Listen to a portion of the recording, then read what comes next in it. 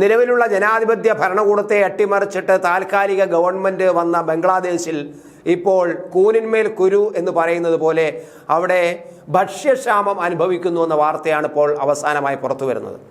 പട്ടിണി അനുഭവിക്കുന്നു, അക്ഷരാർത്ഥത്തിൽ അവിടെ പട്ടിണിയായി മാറിയിരിക്കുന്നു. ഗവൺമെൻറ് കയ്യിൽ അരിശേഖരം തീർന്നിരിക്കുന്നു എന്ന വിവരമാണ് പുറത്തു വരുന്നത്. സർക്കാരിൻ്റെ ഗോഡൗണുകളിലൊന്നും തന്നെ അരികളില്ല, അത് ഗോതമ്പുമില്ല.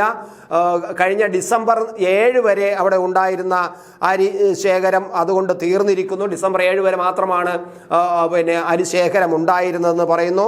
എന്തായാലും അവരുടെ അരി ശേഖരത്തിൽ കാര്യമായി ഇടിവരുകയും പല സ്ഥലങ്ങളിലും ആഹാരം കിട്ടാതെ, അതായത് ഭക്ഷണം പാകം ചെയ്യാനുള്ള അരി ലഭിക്കാതെ അവിടെ ജനങ്ങൾ തെരുവിൽ നെട്ടോട്ടം ഓടുകയാണ് എന്ന വിവരമാണ് പുറത്തു വരുന്നത്. സ്വാഭാവികമായിട്ടും ബംഗ്ലാദേശ് സാമ്പത്തികമായിട്ട് വല്ലാത്ത പ്രതിസന്ധിയിൽ തന്നെയാണ്. പണപ്പെരുപ്പമാണ് അവിടുത്തെ ഏറ്റവും വലിയ പ്രധാന വിഷയം. അത് വല്ലാതെ ഗുരുതരാവസ്ഥയിലേക്ക് ബംഗ്ലാദേശിൻ്റെ സമ്പദ്ഘടനയെ കൊണ്ടുപോകുന്നതാണ്. പക്ഷേ എങ്കിൽ പോലും അവരവിടെ ഈ ന്യൂനപക്ഷ വേട്ടയും ന്യൂനപക്ഷ വംശഹത്യയ്ക്കും ഒരു കുറവുമില്ല.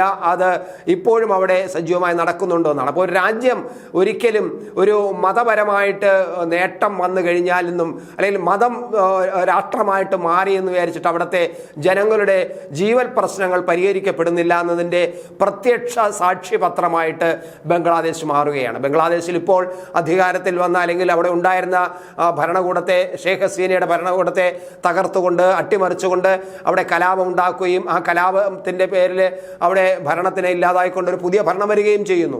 അപ്പോൾ ബംഗ്ലാദേശിലെ മതരാഷ്ട്രവാദികൾക്ക് അത് വലിയൊരു ആശ്വാസമാണ്. അവർ വലിയ സന്തോഷമാണ്, അവർ വളരെ ആഹ്ലാദിക്കുകയാണ്. ഒരു മതരാഷ്ട്രം സ്ഥാപിക്കാൻ അവർക്ക് കഴിയുന്നു. അതുകൊണ്ടാണ് അവിടെ ദുർഗ പൂജ പോലും നടത്താൻ അനുവദിക്കാതെ അവിടെ ശക്തമായ പ്രതിഷേധങ്ങൾ ഈ മതരാഷ്ട്രവാദികൾ ബംഗ്ലാദേശിൽ നടത്തി നമ്മൾ കണ്ടതാണ്. അതിനുശേഷം ഇസ്കോളിലെ സന്യാസിമാരെ പീഡിപ്പിക്കുന്നതും സന്യാസിയെ അറസ്റ്റ് ചെയ്തതുമായ സംഭവങ്ങളും അതുമായി ബന്ധപ്പെട്ട പ്രശ്നങ്ങൾ പലതും നമ്മൾ കണ്ടതാണ്. അപ്പോൾ ഒരു മതരാഷ്ട്രം എന്ന് ആഗ്രഹിക്കുന്ന ആൾക്കാർ ഇന്ത്യയിലും ഇപ്പോഴും അവശേഷിക്കുന്നു, കേരളത്തിലും ഇപ്പോഴുമുണ്ട്. രാജ്യം മതരാഷ്ട്രമാകണം, അത് ഇന്ത്യ മതരാഷ്ട്രമാകാൻ പറ്റിയില്ലെങ്കിലും കേരളം മതരാഷ്ട്രമാകണമെന്ന് ആഗ്രഹിക്കുന്നവരുണ്ട്. പക്ഷേ ഒരു കാര്യം മനസ്സിലാക്കുക, ബംഗ്ലാദേശിൽ ഒന്ന് തൊട്ടടുത്തുള്ള നമ്മുടെ ബംഗ്ലാദേശ് കണ്ടാൽ മതി, അവിടെ ഭക്ഷ്യക്ഷാമം അനുഭവിച്ചു കൊണ്ടിരിക്കുന്നു. അരി കിട്ടാനില്ല. അപ്പം ഭാരതത്തോട് അവർ അരി ചോദിച്ചിരിക്കുന്നു എന്ന വിവരമാണ് പുറത്തു വരുന്നത്. ഇപ്പോൾ 50,000 ടൺ അരി വേണം എന്നാണ് ഇപ്പോൾ അടിയന്തരമായിട്ട് വേണമെന്നാണ് ഇന്ത്യയോട് ആവശ്യപ്പെട്ടിരിക്കുന്നത്. എത്ര രൂപയ്ക്ക് വേണമെങ്കിലും, അതായത് അവർ പറയുന്നത് MS ബാഗാദിയ ലിമിറ്റഡ് കമ്പനി, ഒരു പ്രൈവറ്റ് ലിമിറ്റഡ് കമ്പനിയുണ്ട് MS ബാഗാദിയ എന്നാണ്. ആ കമ്പനിയുമായി ബന്ധപ്പെട്ട് അതുവഴി ഞങ്ങൾ $456.47 ഒരു ടൺ അരിക്ക് ഞങ്ങൾ വാങ്ങിക്കൊള്ളാം, അത്രയും രൂപ ഞങ്ങൾ തരാം, പക്ഷേ ഞങ്ങൾ കാര്യം തരണം എന്നിപ്പം ഭാരതത്തോട് ആവശ്യപ്പെട്ടിരിക്കുന്നു എന്ന വിവരമാണ് പുറത്തു വരുന്നത്. ഭാരതം അനുഭാവപൂർവ്വം കാര്യങ്ങൾ പരിഗണിക്കുമെന്നും അവിടുത്തെ തൊട്ടടുത്ത് കിടക്കുന്ന പാവം ബംഗ്ലാദേശികളെ പട്ടിണിക്കിടില്ല എന്നും രാജ്യത്തു നിന്നുള്ള ചില മറുപടികളും അവിടെ എത്തിയിട്ടുണ്ട്, ബംഗ്ലാദേശിൽ എത്തിയിട്ടുണ്ട്. എന്തായാലും ഇന്ത്യയോട് വളരെ എതിർത്ത് നിൽക്കുന്ന, ഈ അടുത്ത കാലത്ത് പോലും പ്രധാനമന്ത്രി ഈ സേവ് ദിനമായി ബന്ധപ്പെട്ട് ഒരു കുറിപ്പ് ഇട്ടപ്പോൾ, ട്വിറ്ററിൽ ഒരു സോഷ്യൽ മീഡിയയിൽ ഒരു കുറിപ്പ് ഇട്ടപ്പോൾ ആ കുറിപ്പ് രംഗത്ത് വന്ന ആളാണ് സലാഹുദ്ദീൻ അഹമ്മദ് എന്ന് പറയുന്ന ഇപ്പോഴത്തെ പ്രധാനമന്ത്രിയുടെ ഉപദേഷ്ടാവ്, സാമ്പത്തിക ഉപദേഷ്ടാവാണ് സലാഹുദ്ദീൻ അഹമ്മദ്. വളരെ ശക്തമായിട്ടാണ് പ്രധാനമന്ത്രിക്കെതിരെ, നമ്മുടെ നരേന്ദ്രമോദിക്കെതിരെ അദ്ദേഹം പ്രതികരിച്ചത്. 2-3 ദിവസം മുമ്പാണ് പാകിസ്ഥാനിൽ നിന്ന് നമ്മൾ ജയിച്ച, പാകിസ്ഥാൻ യുദ്ധത്തിൽ ഇന്ത്യ വിജയിച്ച ദിവസമായ വിജയ് ദിവസ് ആഘോഷിച്ചപ്പോഴാണ്. പക്ഷേ ഇതാ 2 ദിവസം കഴിഞ്ഞതോളം ഇതേ സലാഹുദ്ദീൻ അഹമ്മദിന് തന്നെ ഇന്ത്യയോട് ഞങ്ങൾക്ക് പട്ടിണി കിടക്കാൻ വയ്യ, അരി തരൂ, ഞങ്ങൾക്ക് അരി തന്ന് സഹായിക്കൂ എന്ന് ചോദിക്കേണ്ടിയും വന്നിരിക്കുന്നു. ഇതാണ് ബംഗ്ലാദേശിൻ്റെ ഇപ്പോഴത്തെ അവസ്ഥ. നമ്മൾ ഒരു രാജ്യത്തെ അടച്ച് ആക്ഷേപിക്കുന്നതല്ല. ഡിസംബർ വരെ അവിടെ 26.25 ലക്ഷം ടൺ അരിയായിരുന്നു അവിടെ ഉണ്ടായിരുന്നത്. അത് പൂർണ്ണമായും തീർന്നിരിക്കുന്നു. ഡിസംബർ ആയപ്പോഴേക്കും തീരാറായിരിക്കുന്നു. ഇനി വളരെ കുറച്ച് മാത്രമാണ് ഉള്ളതെന്നും അത് അതുകൊണ്ട് തന്നെ രാജ്യത്ത് ഇപ്പോൾ ആവശ്യത്തിന് അരി ആൾക്കാർക്ക് എത്തിക്കാൻ കഴിയുന്നില്ലെന്നും പല ഗോഡൗണുകളും പല കടകളിലും അരി ഇല്ലാത്ത അവസ്ഥ വന്നിരിക്കുന്നു എന്ന അവസ്ഥയാണ് വന്നിരിക്കുന്നത്. എന്തായാലും നമുക്ക് പാകിസ്ഥാനെ സംബന്ധിച്ച് നമുക്കറിയാം, പാകിസ്ഥാനിലും ഇതേ ബുദ്ധിമുട്ട് അനുഭവിച്ചതാണ്.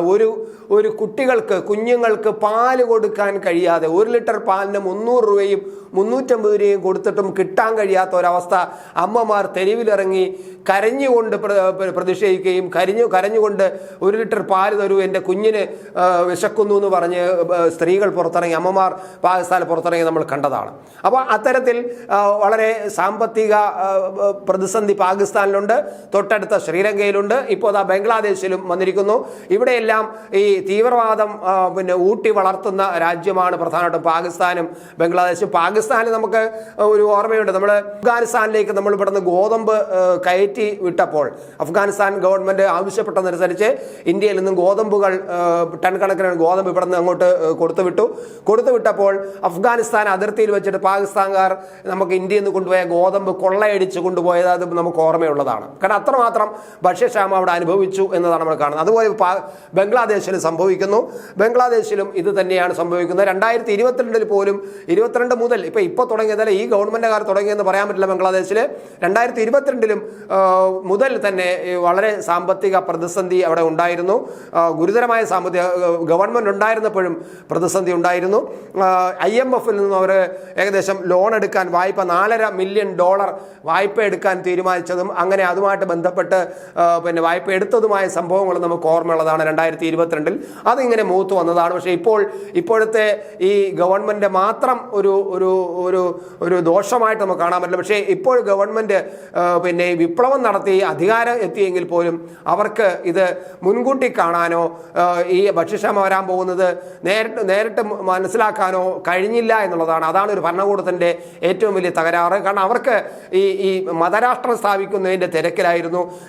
ഭക്ഷ്യധാന്യം അരി മുഴുവൻ തീർന്നപ്പോഴാണ് ബംഗ്ലാദേശ് ഉണർന്നിരിക്കുന്നത്. ഇന്ത്യയോട് വളരെ കാര്യമായിട്ട് അരി വേണമെന്നും അത് എത്ര ടൺ 50,000 ടൺ തന്നാലും വാങ്ങാൻ ഞങ്ങൾ തയ്യാറാണെന്ന് പറഞ്ഞ് ആവശ്യപ്പെട്ടിരിക്കുന്നു.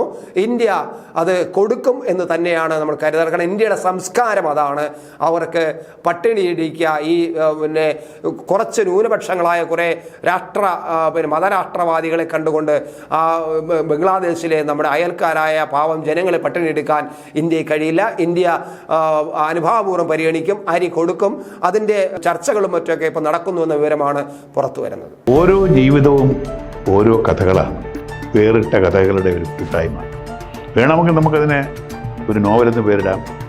അതുപോലൊരു നോവലല്ലേ നിങ്ങളുടെ ജീവിതവും? എന്താ, ശരിയല്ലേ?